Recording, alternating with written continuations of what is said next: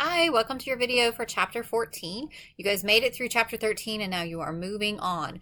After this, you've only got one more chapter to go for this class, so I am super excited for you guys to be able to complete this class and have absolutely nothing to do on Saturday or Sunday and have no homework to do on Saturday or Sunday. I do want to remind you guys really quickly that your final for this class is going to be due on Friday. It is not due on Saturday, so you have to have that final completed.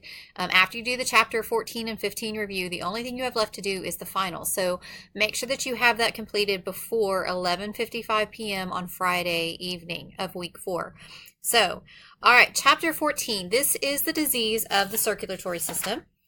This is going to include all of the terms of the circulatory system, such as the angina pectoris, the arteries, cardiomyopathy, cerebral hemorrhage, your heart, your healed myocardial infarctions, your heart attack, your heart failure, hypertension, hypotension. That is a big one that a lot of students miss, is that hypertension and hypotension. You have to pay attention to the ER or the O, because that really will kind of mess you up quite a bit when you're trying to code these. So pay attention to those little details. It really will get you the right code. Diseases of the circulatory system codes range from I00 through I99. These, all of the codes here are contained for your circulatory system except conditions that occur during pregnancy, childbirth, and the peritoneum, or conditions that are determined to be congenital anomalies. Those are not found in this code. These are in chapter 9 of your of your tabular section. We did chapter 8, so now we're in chapter 9 of the tabular section of that code book. Your arteries and veins are all included here. There's a couple of diagrams, your arterial circulation diagram, and then you have another diagram of your venous circulation.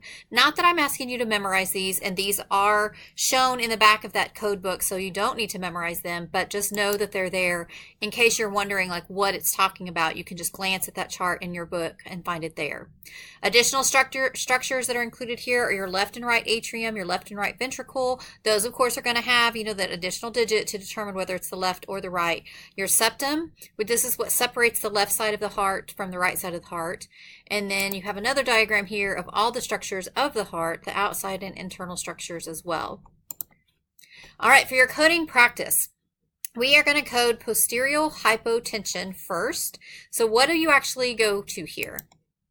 Hypotension. So go to hypotension in your index, HYPO,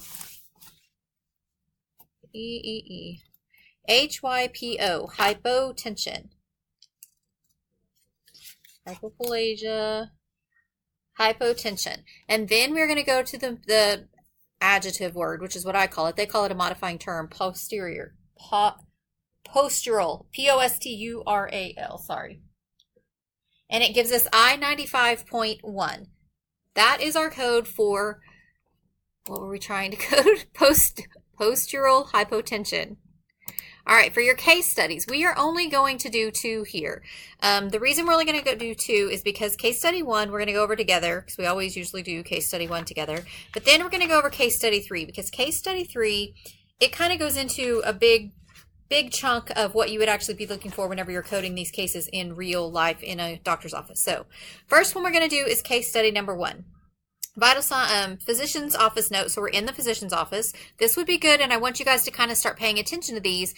For those of you who have had the CPT coding classes, and several of you have, this is where you would get where are we at, the E&M code that would come with that. If you have not had CPT coding classes, don't worry. You won't know what I'm talking about, but for those of you who have, I want you to kind of start paying attention in those case studies to what would you be coding as procedural. So the fact that they're in a physician's office, that should alert you to where you would look for that E&M code in your CPT coding.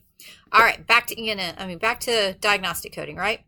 Physician's office note. Vital signs, temperature is 100.2, blood pressure 130/80, weight is 175. Bridget presents today with the chief complaint of pain in her left leg that has been present on and off for the last week. She has previously experienced phlebitis in her left leg. Blah, blah, blah, chest extremities. Because of her previous phlebitis, I sent her to the x-ray department for an STAT venogram that revealed thrombophlebitis of the left tibial vein.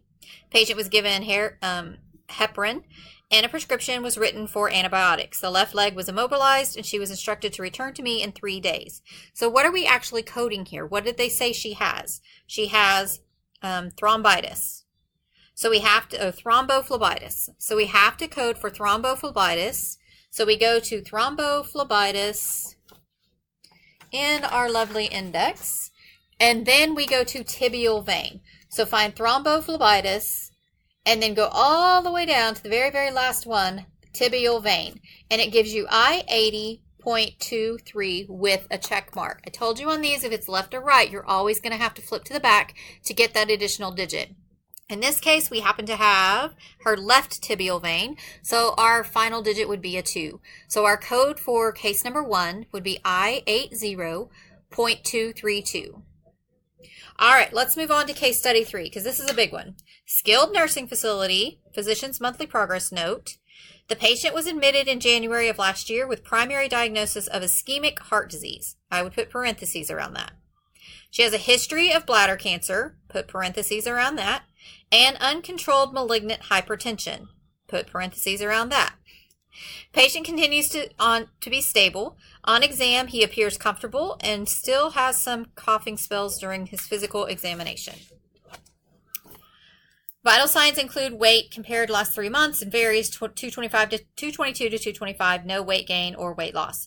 Blood pressure 160/90, which is not under control. Pulse is 70 per minute. Regular respirations 24. Lungs still occasional rhonicky, but no wheeze. Heart regular rhythm with no change in systolic murmur. Abdomen is soft. Bowel sounds are active. Extremities no pedal edema, no clubbing or stenosis. Medications include Advil, blah, blah, blah, blah, blah. Whole ton of list of medications to be continued along with standing orders. I will see the patient in 30 days or at the request of the charge nurse. So nothing new was found today. He still has the same things. So we have to diagnostically code him with what they've already diagnostically coded him for. The reason that this confuses some of you is because this patient already has these. These are already diagnoses he's already been given. But because he was there for a checkup, we still have to list what he was there to be seen for. He didn't just show up to the doctor's office to shoot the breeze. You know, he had to have a reason to be coming back to be checked. Even though we've diagnosed him with these things before, this is why he's here again. So these same diagnoses have to go on this chart for this visit today. So the first one we're going to code is the ischemic heart disease. For this one, you're going to look up the term ischemic and then heart. So ischemic and then heart. I had these pages marked. I don't know where my pen fell out of my book. Find ischemic and then heart, and it gives us I-25.9. So that is our code for the first one. Then we have to code for the second one. The second one was the second one was the uncontrolled malignant hypertension. In our book, it's listed third, but hypertension is more likely to harm this patient than his history of bladder cancer, because he's not here to be seen necessarily because he's being diagnosed newly with bladder cancer. So the history code would go last in the order of importance. So our second code would be the uncontrolled malignant hypertension. So for this one, we have to go to the H's for hypertension.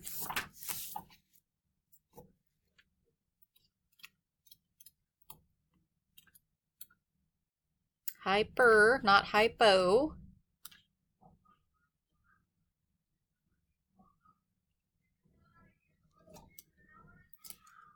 Hypertension. And we have malignant, uncontrolled malignant. Now, if you'll look at the word hypertension, hypertensive, accelerated, benign, essential, idiopathic, malignant, systemic, I-10. We don't have with anything, so our code right here is just I-10. We have malignant, uncontrolled malignant hypertension. I-10 is your code. Now we also have to code for the history of bladder cancer. So we have to go to the word history in our index. H-I-S, history. And we are looking for personal, not family. So we go history. Keep going until you find personal. I've had you guys draw a line in your book, so hopefully it's easy to see. Personal history. Then we go malignant. Oh my goodness. Malignant. Neoplasm. And then urinary bladder. urine organ, urinary organ or tract. Can we go back up to bladder? Let's go history, personal, malignant, neoplasm, bladder.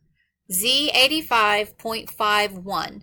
So that is your third code. So for this entire case study, you are going to have I25.9, I10, and Z85.51. It's for your ischemic heart disease, your uncontrolled malignant hypertension, and your history of bladder cancer. All right, you guys, your password for chapter 14 is hypertension. Notice it's HYPERTENSION. Hypertension is your password for chapter 14. All right, that's it. That's all I got for you guys. If you have questions, you know the drill. Make sure you're asking them. Bye, guys.